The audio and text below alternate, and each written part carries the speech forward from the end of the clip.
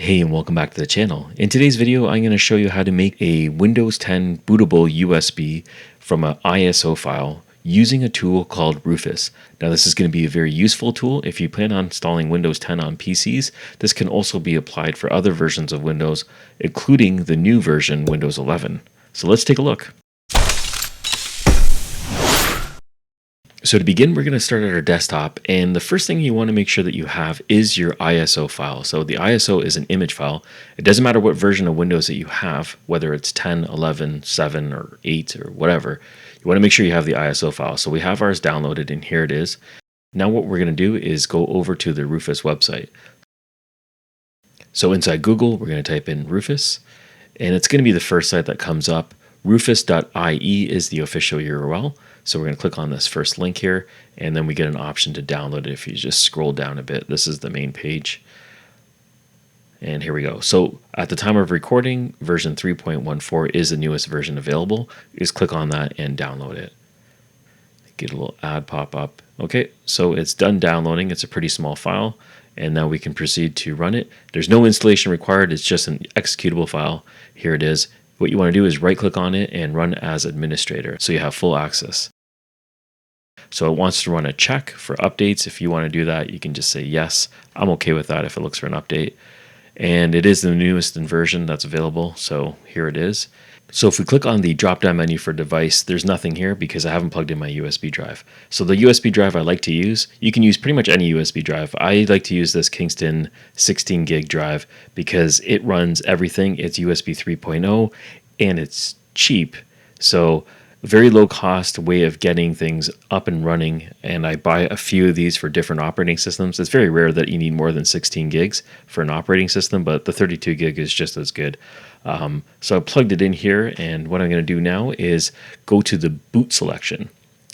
So what we're going to do is select boot selection, and inside here we have the option for non-bootable, free DOS, or if we're going to use a disk or ISO image. We're going to be using an ISO image, so we're going to click on select, and then you're going to go to your folder where you downloaded it. For me, it's my downloads folder. Select the Windows 10 ISO or the operating system, and then click on open, and it's going to automatically start populating some of these fields below. And what we're going to do is we're just going to go through these fields so you understand which option you have. Now, the first one is the image option. We're going to be leaving it as standard Windows installation. And then you have the partition scheme. By default, it's selecting GPT, but you also have MBR. So in order to find out what filing system you should use or which one you already are using, you can right-click on this PC, go to Manage. So inside the computer management window, you can click on Disk Management.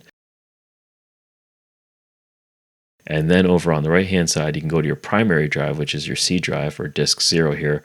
Right-click on it, and then go to Properties. So what you can do is click on the Volumes tab, and then it'll tell you the partition style that you're using right now. In this PC, I'm using MBR, so I'm going to be keeping MBR, Master Boot Record, as my filing system. So now we're going to head back to Rufus, and under Partition Scheme, we're going to be selecting MBR. And the target system is selected as BIOS, which is default, and we'll be leaving that the way it is. Now, if your filing system is different, you can go ahead and select that right now. And now what we want to do is select the format options, and the next thing that it's going to be asking for is a label. So the label is literally just that. It's just a label of what this drive is going to be called. It has this non-readable name right now, which is the standard Windows one, but I'm just going to type in Windows 10 so it's nice and clear and we know what it is if you plug in any PC. The filing system is going to be NTFS, which is standard. We're going to leave it that way. And then we have 4 megs as the cluster size. When you're ready to go, you can click on Start. You get a little prompt letting you know that everything is going to be erased. Don't have anything important on here because it's gone. And then you click on OK, and it deletes everything. Okay, so this is being formatted right now. And then what it's going to do is start copying over the crucial operating system files and creating the boot files and folders that's required so you can boot off this drive and install your operating system. This might take a few minutes while it goes through the whole process. So what I'm going to do is I'm just going to skip over to the end. Okay, and here we are at the end. The status says it's ready. That means it's lit up in green. That means there was no issues. So you're ready to go and you're ready to start installing your operating system with this USB drive. So you can click on Close. And then if we head over to our disk drive, Let me just go over, I'll click on this PC and you can see over here, we have a drive now, the D drive, which is called Windows 10. That's the label that we gave it. When you click on it, you have the boot files in here and you also have the boot folder. So these are all essential and required if you wanted to make a bootable USB, and Rufus automatically writes them. So you can right click and eject it. And then you can go ahead and throw this on any PC that you want to run Windows 10, or any PC that has all the minimum requirements for Windows 10. So that's it. We've just created a bootable Windows 10 USB drive. Now, if you're interested in installing different operating systems, maybe on a virtual PC or on just a blank computer, I have another channel called GEEKrar Guides. This is all specifically on different operating systems and running them virtually, as well as just installing them on any PC as well. But a lot of guides related to that, so you can check out that channel if you're interested. If you have any questions, you can go ahead and put them in the comments below. Thank you for watching, and I'll catch you on the next one.